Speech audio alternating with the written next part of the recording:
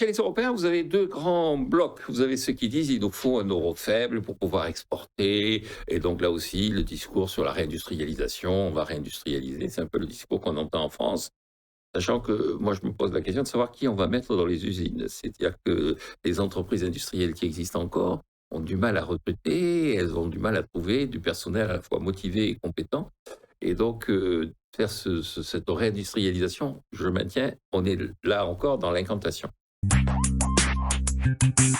Bienvenue dans l'interview Écho avec un invité hors pair. Jean-Marc Daniel, économiste, essayiste, professeur émérite à l'ESCP Business School. Jean-Marc Daniel, bonjour. Bonjour. Merci d'être avec nous. Je voudrais qu'on parle un petit peu du dollar. Le billet vert a quand même reculé depuis de 9% depuis le retour au pouvoir de Donald Trump.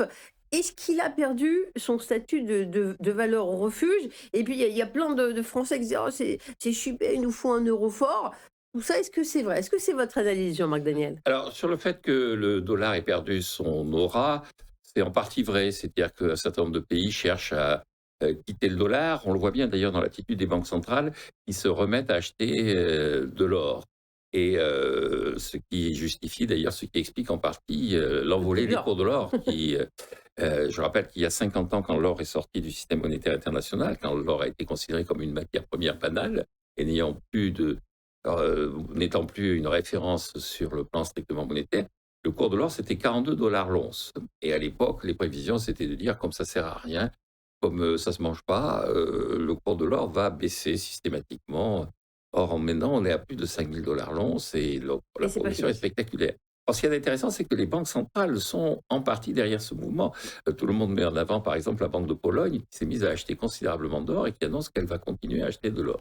Et plus fondamentalement, je pense que c'est aussi une correction de la situation économique américaine, qui est un des principaux déficits extérieurs à la surface de la planète. Ouais. C'est-à-dire que les États-Unis vivent considérablement au-dessus de leurs moyens. Et donc, il y a une correction qui se fait, d'une part du fait de la volonté de Donald Trump, qui, avec ses droits de douane, punit la population américaine, hein. Il se vante en disant: grâce aux droits de douane, j'ai rapporté 150 milliards de dollars à l'Amérique. Non, il a rapporté 150 milliards de dollars au Trésor américain et ces 150 milliards ont été pompés sur le pouvoir d'achat des Américains. Et malgré ça, le déficit commercial est toujours pas loin de 1000 milliards de dollars. Donc, Faut laisser le temps peut-être à cette politique du bas dollar de faire son effet, non? Vous y croyez oui, pas du alors cette tout? politique du bas dollar devrait avoir effectivement une conséquence très directe sur le train de vie des Américains et donc réorienter le commerce extérieur des États-Unis en sens qu'il y aura moins d'importations et qu'il y aura probablement plus d'exportations. C'est lié aussi au fait qu'il n'arrête pas de dire qu'il va réindustrialiser, ce qui est quand même là plutôt dans l'incantation. Et quant aux Européens qui disent: «Ah oui, nous on veut un euro fort», on l'entend un petit peu moins ces derniers temps, hein, quand même. Alors, chez les Européens, vous avez 2 grands blocs. Vous avez ceux qui disent: «Il nous faut un euro faible pour pouvoir exporter» et donc là aussi, le discours sur la réindustrialisation, on va réindustrialiser, c'est un peu le discours qu'on entend en France. Sachant que moi, je me pose la question de savoir qui on va mettre dans les usines. C'est-à-dire que les entreprises industrielles qui existent encore ont du mal à recruter, elles ont du mal à trouver du personnel à la fois motivé et compétent. Et donc, faire cette réindustrialisation, je maintiens, on est là encore dans l'incantation. Et puis, il y a un certain nombre de gens, notamment les Allemands et les Italiens, qui disent: «Mais on dégage déjà des excédents extérieurs», ce qui n'est pas le cas de la France. Évidemment, on n'est pas exactement dans la même situation que les Allemands ou les Italiens. Et donc, on peut se permettre d'avoir un peu un euro fort parce que ça va nous augmenter le pouvoir d'achat de notre épargne. Et donc, vu notre démographie, on a plutôt intérêt à avoir de l'épargne pour aller placer de l'argent dans les pays jeunes où il va y avoir de la croissance. Je rappelle que dans les prévisions du FMI, il va y avoir une croissance mondiale entre 3 et 3,5%.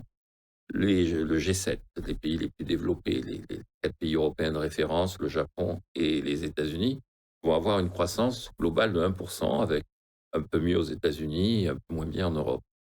Et puis, les autres pays, les pays émergents, vont avoir des croissances à 3, 4, 5%. Il y a 3 pays qui font plus de 6% de croissance maintenant, c'est l'Inde, l'Indonésie et le Vietnam. Donc c'est là qu'il faut aller.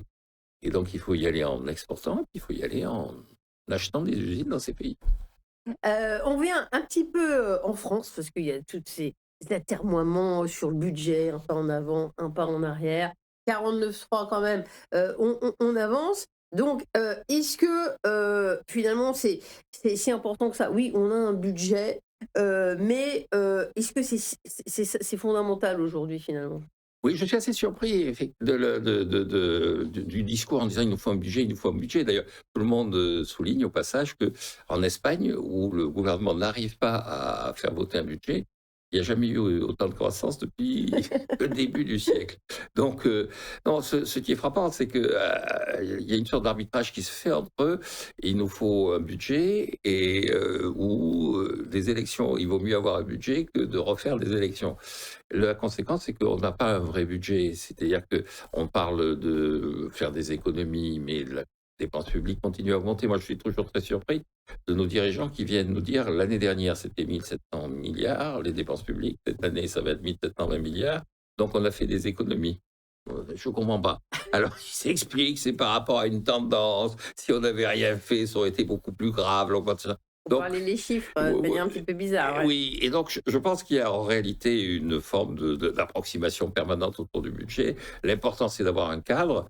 Et puis, on est dans une forme d'attentisme jusqu'en 2027, maintenant, jusqu'à la prochaine élection présidentielle. Alors par contre, sur la dette, il n'y a pas d'approximation, parce que, bah, la dette publique, elle s'envole vers de nouveaux sommets, hein. J'ai vu qu'au troisième trimestre, la dette publique s'est encore alourdie de près de 66 milliards d'euros, atteignant 117,4 du PIB selon l'INSEE. Et ça, c'est grave, docteur. Alors c'est grave parce que cette dette publique, encore une fois, elle est issue du déficit. Et cette dette publique, en général, on nous dit, ah oui, mais on devrait la consacrer à faire des investissements, mais on s'aperçoit que l'État a du mal à savoir ce que sont véritablement des investissements publics. Et donc, il y a des traités. Alors, je mets souvent en exemple le cas du Japon, où à un moment donné, au nom des investissements publics, ils avaient eu un vaste programme de construction de ponts. Puis ils se sont aperçus qu'ils construisaient des ponts sur des routes qui menaient nulle part et au-dessus de rivières qui n'existaient pas. Alors, ils ont fini par creuser des rivières pour justifier les ponts. Et donc, ce rapport à l'investissement public est un rapport qui est purement, là aussi, quasiment religieux. Il faut de l'investissement public sans se poser la question de savoir à quoi servent ces investissements. La France est couverte de ronds-points. Bon. Donc, en réalité, il faudrait qu'on aille vers une réduction systématique de notre déficit. C'est comme ça qu'on réduira la dette.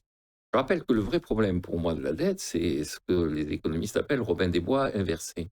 C'est-à-dire qu'on prend des impôts à l'ensemble de la population pour payer des intérêts à une partie de la population, et singulièrement, dans le cas de la France, à des fonds de placement étrangers.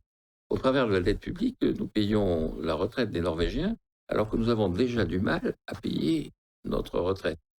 Et cette charge de la dette, donc, qui est un Robin des Bois inversé, Robin Hood in reverse, comme disent les Anglais, cette charge de la dette, elle n'arrête pas d'augmenter. Elle va atteindre bientôt très rapidement les 70 milliards d'euros.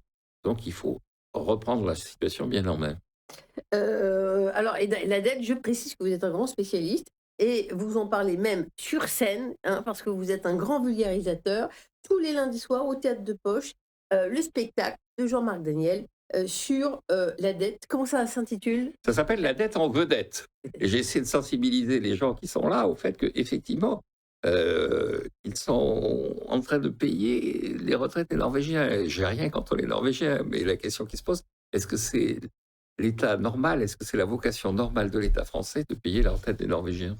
Et c'est bien parce que vous faites ça avec le sourire. Il nous reste encore un petit peu de temps, donc si vous voulez bien, on continue notre tour du monde. On était en Norvège. Si on parlait un petit peu de l'Asie, parce que le Japon, bon, les observateurs focalisent sur cette femme qui dirige le pays, mais il faut parler de démographie aussi. Et là, il se passe quelque chose d'intéressant, vous me disiez. Vous pouvez expliquer? Oui, le Japon, c'est un peu une sorte de laboratoire, de référence, même probablement de modèle. C'est-à-dire que c'est un pays dont la population diminue de façon très, très rapide. C'est aussi le cas en Corée. Et si vous regardez effectivement la Chine également est dans une situation démographique très déséquilibrée. Moi, j'appartiens à une génération qui a connu Jacques Dutronc chantant 700 millions de Chinois et C'est moi et vrai. moi. Donc, ils sont 2 fois plus maintenant, mais je pense que mes enfants connaîtront de nouveau 700 millions de Chinois. Et donc, cette situation démographique d'une partie de l'Asie a en miroir, en parallèle, une autre situation démographique qui est particulièrement dynamique, qui est celle du sous-continent indien. D'après les Nations Unies, en 2050, le Pakistan et le Nigeria seront les troisième et quatrième pays les plus peuplés au monde. Et donc, on est dans une sorte de basculement sur le plan démographique qui fait que les riches et les pauvres ne sont pas au même endroit, les vieux et les jeunes ne sont pas au même endroit. Et donc, l'intérêt d'un pays qui est en train de devenir vieux, c'est d'essayer d'investir dans les endroits où il y a des jeunes. C'est ce que fait le Japon, c'est ce que fait l'Allemagne, c'est ce que nous devrions faire. D'ailleurs, là, les Allemands, le chancelier était en Inde là, cette semaine ou la semaine dernière. Il y a un grand intérêt pour l'Inde Pour l'Inde, également, c'est parce que vrai. c'est là qu'il y a à la fois des jeunes qui sont bien formés. C'est un pays qui est en train de construire Anglais, un système éducatif extrêmement performant. Et c'est un pays où non seulement il y a des jeunes, mais en plus il y a une réserve de main-d'œuvre du fait d'une population rurale très importante et qui est également particulièrement considérable. Donc, je pense qu'il faut regarder les Japonais, voir où ils ont placé leur argent et faire la même chose. donc si je résume, vous dites, bon, bah, les Japonais font la natalité baisse, mais ils achètent, ils investissent dans des pays où il y a de la main-d'œuvre plus jeune. Il y a de la main-d'œuvre plus jeune, et donc, comme ils sont propriétaires des usines dans ces pays, ils perçoivent des dividendes qui sont les ressources de leur système de retraite. C'est ce qu'il Et, faut que nous fassions. et les politiques de natalité, ça, on n'essaye plus, c'est plus à l'ordre du jour. Alors, je crois que tout le monde s'est un peu fait à l'idée que c'était assez vain, qu'on peut essayer d'augmenter le revenu, faire en sorte que la maternité soit mieux prise en compte par l'État-providence, mais il y a une inertie considérable, il y a une volonté manifeste de la société d'avoir moins d'enfants. Et ben voilà, j'ai compris votre message. Faites plus d'enfants, messieurs, dames. Merci Jean-Marc Daniel pour cette Il faut faire analyse. plus d'enfants ou investir en Inde. Et au bon endroit. Voilà. Au bon endroit. Et sinon, si vous n'en faites pas, eh bien, allez au théâtre de poche, où vous retrouverez Jean-Marc Daniel sur la dette en vedette. Et Jean-Marc Daniel en vedette, excellent économiste, professeur à l'ESCP. Merci d'être passé, Jean-Marc, Merci. par le plateau de TV Finance. Tout de suite, une autre interview avec une dirigeante. C'est une femme et elle dirige les fromageries Gillot, parce que vous savez que dans le camembert, eh bien, c'est un atout de la France, hein. Il n'y a pas que LVMH. Ambassadeur de la France, le camembert. C'est tout de suite.